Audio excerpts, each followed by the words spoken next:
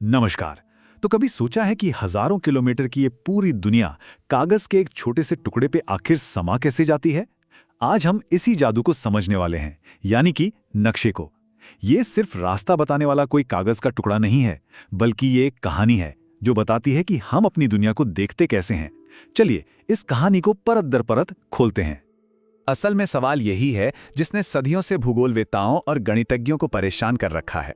जरा सोचिए, ये कुछ ऐसा है जैसे किसी संतरे के छिलके को बिना फाड़े या खींचे एकदम सपाट करने की कोशिश करना। नामुमकिन सा लगता है ना? बस यही वो चुनौती है जिससे नक्शा बनाने की पूरी कला और विज्ञान ने जन्म लिया। इस प्रॉब्लम को समझने का एक बहुत ही सिंपल तरीका है, ये छोटा सा प्रयोग। मान लीजिए कि हमारी पृथ्वी एक रबर की गेंद है। अब अगर कोई इसे काटकर सपाट करने की कोशिश करेगा तो क्या होगा? सतह खिंच जाएगी, आकार बिगड़ जाएगा। बस यही है नक्शा बनाने की सबसे बड़ी और सबसे बुनियादी चुनौती। तो इसका मतलब बिल्कुल साफ है, अगर पृथ्वी का सबसे सही मॉडल चाहिए तो वो एक ग्लोब ही है। लेकिन जरा सोचिए, क्या कोई यात्रा पर जाते समय अपने बैग में ग्लोब लेकर घूमता है? बिल्कुल नहीं, ये प्रैक्टिकल नहीं है। और इसी कमी को दूर करने के लिए नक्शों का जन्म हुआ। तो ग्लोब की इस चुनौती का जवाब क्या है? जवाब है एक शानदार और सरल समाधान, नक्शा।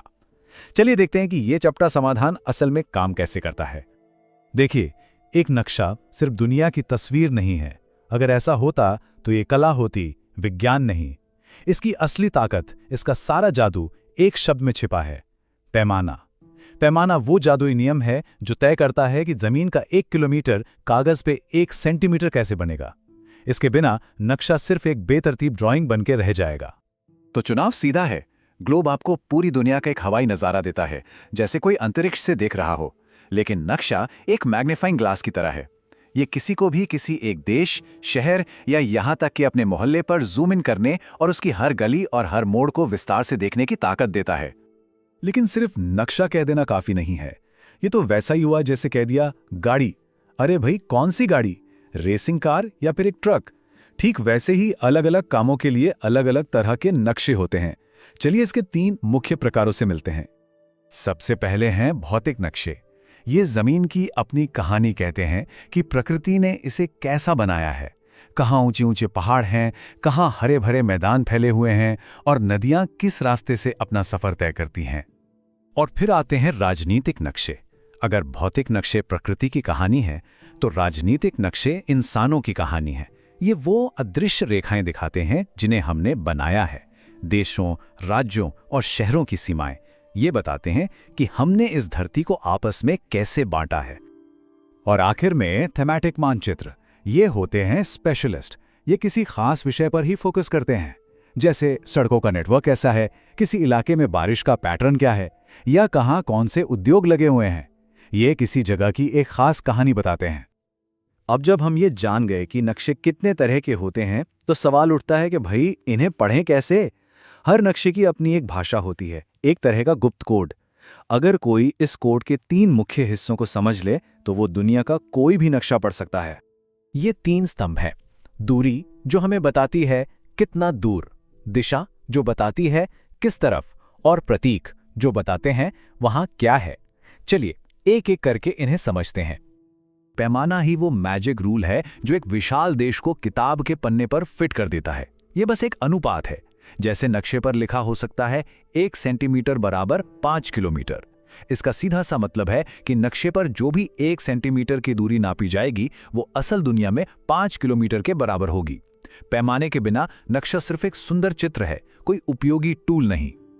अच्छा, यहां पर एक मजेदार बात है जो थोड़ी उल्टी लग सकती है।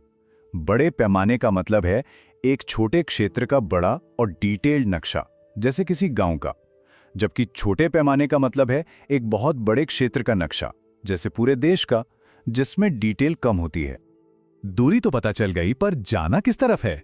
यहीं पर दिशा काम आती है। ज्यादातर नक्शों पर एक तीर दिखेगा जिस पर N लिखा होगा, यानी उत्तर दिशा। ये हमारा स्टार्टिंग पॉइंट है। एक बार उत्तर पता चल गया तो दक्षिण, पूर्व और पश्चिम का पता लगाना बहुत आसान हो जाता है। इसके बिना कोई भी नक्शे पर खो जाएगा। और असल दुनिया में उत्तर दिशा खोजने के लिए हमारे पास ये कमाल का टूल है, कंपास। इसकी चुंबकीय सुई हमेशा पृथ्वी के उत्तर की ओर इशारा करती है। तो कंपास के उत्तर को नक्शे के उत्तर से मिलाइए और बस नक्शा अब वास्तविक दुनिया के साथ पूरी तरह से सिंक हो गया है।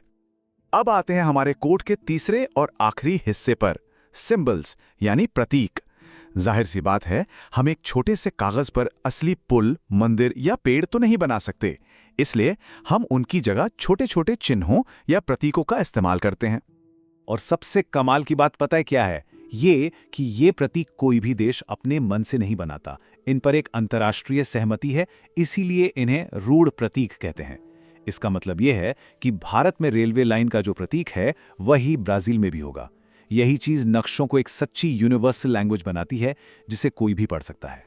प्रतीकों की तरह ही रंगों का भी एक अपना कोड होता है, खासकर भौतिक नक्शों पर। यह एक तरह का विजुअल शॉर्टकट है। नीला दिखे तो समझ जाइए पानी है, भूरा मतलब पहाड़, और हरा रंग हमेशा मैदानों को दिखाता है। इस कलर कोड से बिना कुछ पढ़े ही एक नजर में जमीन का अंदाजा लग जाता है। तो अब हम नक्शे की भाषा जानते हैं, लेकिन अक्सर लोग 3 शब्दों में उलझ जाते हैं: नक्शा, रेखाचित्र और खाका। ये तीनों एक जैसे लगते हैं, पर इनमें जमीन आसमान का फर्क है। चलिए इस उलझन को हमेशा के लिए दूर करते हैं। तो यहां सबसे बड़ी बात जो याद रखने वाली है वो ये है, नक्शा हमेशा ऑलवेज पैमाने पर बनता है। ये सटीक माप का नतीजा है। वहीं एक स्केच बस याददाश्त के आधार पर बनाया गया एक कच्चा चित्र है, जैसे कोई किसी दोस्त को अपने घर का रास्ता समझा रहा हो। और प्लान, जैसे किसी कमरे का डिजाइन, वो बहुत ज्यादा डिटेल के साथ बड़े पैमाने पर बनाया जाता है। लेकिन इन सब में असली पहचान हमेशा पैमाने से ही होती है। तो आखिर में हम कह सकते हैं कि नक्शा सिर्फ एक वैज्ञानिक उपकरण नहीं है, ये कम्युनिकेशन का एक बहुत शक्तिशाली माध्यम है।